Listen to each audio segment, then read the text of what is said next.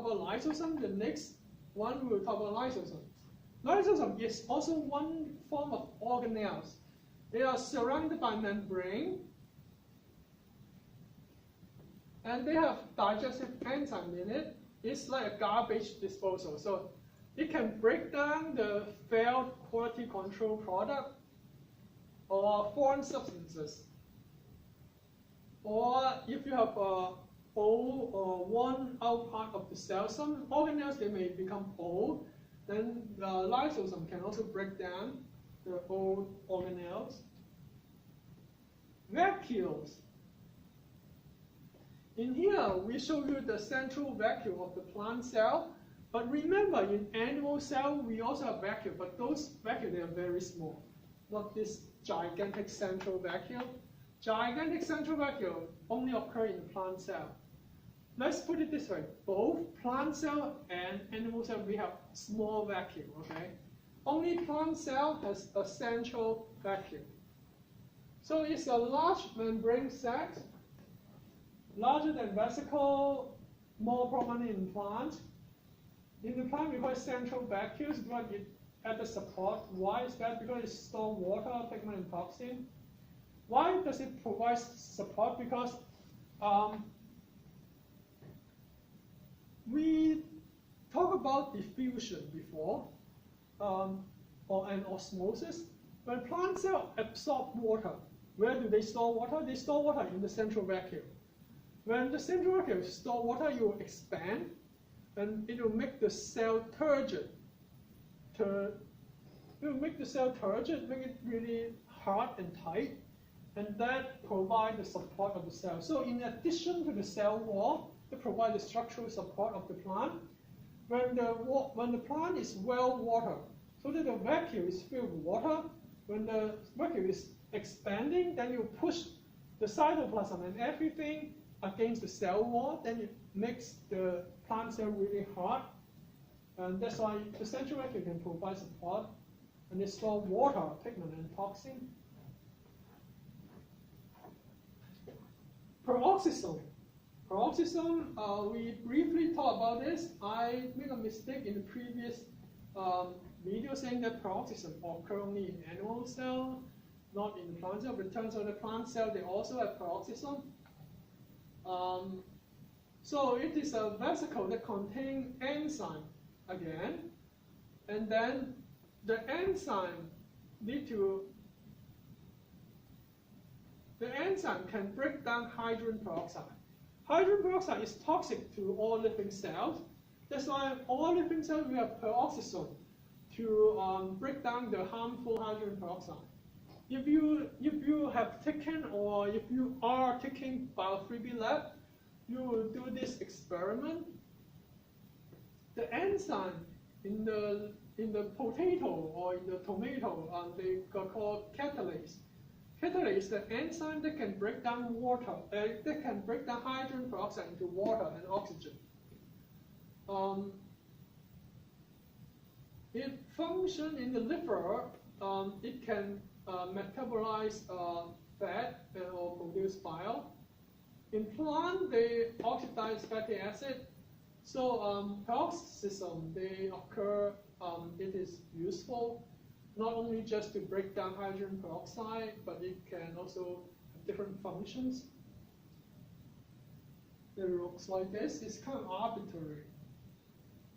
The coloring, they color it yellow. And then, no, this part is important, energy-related organs. So in this is, we have two types. One is called Coroplast, and the other one is called mitochondria. So Coroplast uses solar energy, so you absorb sunlight, and then you make carbohydrate, that means sugar, through photosynthesis. Mitochondria uses carbohydrate, that means sugar, to make ATP. It is a very common misunderstanding. Okay, let's talk about this one. This is a very common misunderstanding among students that a plant has only chloroplast and animal has only mitochondria. It is not true. partially true, but not true. Plants has both chloroplast and mitochondria. Animal has only mitochondria. So this is very important to know. So if I say that plants do photosynthesis in the daytime and cellular respiration in the nighttime, then it is a wrong statement, not true. But I make this tricky question to students in that piece of information. I said, true or false? Plants do only photosynthesis in the daytime and only cellular respiration in the nighttime because there's no light at the nighttime. Animals do cellular respiration 24/7. So it is wrong because plants, they do cellular respiration in the mitochondria, both in the daytime and nighttime. Plants do photosynthesis in the chloroplast only in the daytime. Why?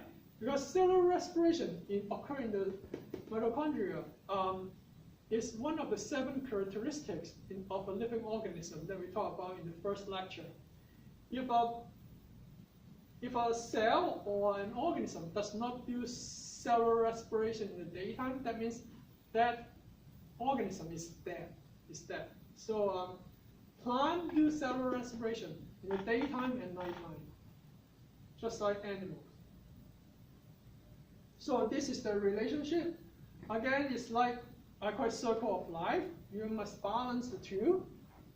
So photosynthesis in the chloroplast produces carbohydrate, that means sugar, and oxygen, so that the mitochondria can use the sugar and oxygen to produce ATP. And the byproduct of the mitochondria, the cellular respiration, is water and carbon dioxide, which is required for the chloroplast to do photosynthesis. And the chloroplast uses carbon dioxide, water, and sunlight to make sugar and oxygen for mitochondria to use. So it's like a cycling. If you look at this cycle carefully, you can see that it is basically we are converting solar energy into ATP. ATP is the energy molecule that we use in our body. So you can see that, okay, solar energy, carbon dioxide, and water, through photosynthesis, you will make carbohydrate and oxygen. Photosynthesis occurs in plant, algae, cyanobacteria. Solar energy is the ultimate source of energy. So how many of you have watched about the movie Matrix? Okay, Matrix. The background of the movie Matrix trilogy is that the sky is being polluted heavily, so the sunlight cannot reach the earth. Then all living organisms die. It is because of that. Sunlight is the ultimate source of energy. And then we animals, then mitochondria uses the carbohydrate and oxygen to make, going through cellular respiration to make carbon dioxide, water, and ATP. Because all organisms, including plants use ATP as well. Okay, let's talk about chloroplast. Chloroplast is the site of photosynthesis in plant and algae. It is also double membrane, just like your nucleus. Chloroplasts, they make their own protein. These two terms, there are 3 terms that you need to know. Stroma. Stroma is the fluid-filled space of the double membrane. Stroma, the fluid-filled space of the double membrane. So inside of chloroplast, they also have the fluid. So it's like you have cytoplasm filled in the cell. You have nucleoplasm filled in the nucleus. Now you have the stroma, which is inside the chloroplast. Chloroplast has their own DNA and ribosome. Therefore, some people propose that chloroplast is a foreign bacteria that get incorporated into our body many years ago, so that it forms a symbiotic relationship mutualism, so that we provide protection and nutrient to the chloroplast. Oh, the plant. This is the plant. And the chloroplast in the plant, it will make food for the plant.